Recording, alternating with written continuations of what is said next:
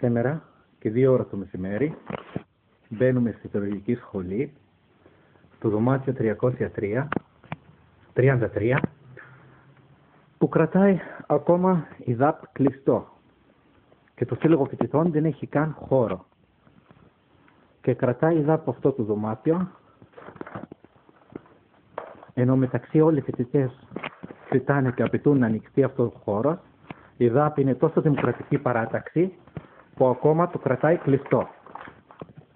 Όπως βλέπετε εδώ, γιατί το έχουμε ξανατραβήξει, είναι οι αφήσεις της ΔΑΠ από το τελευταίο πάρτι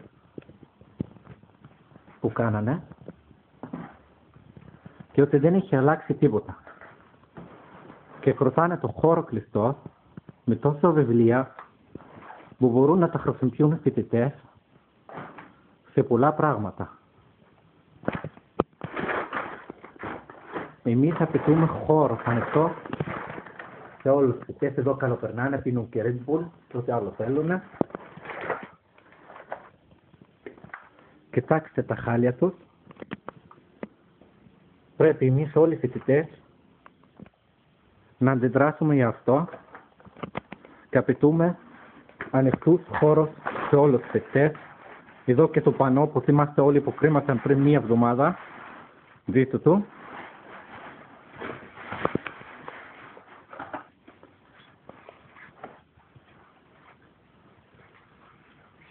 Φτάνει πια.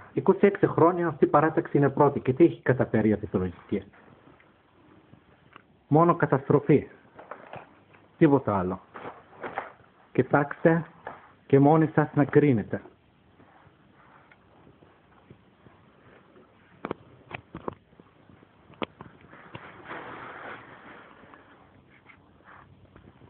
Τα πλαίσια που μοιράζουν στη Γενική Συνέλευση.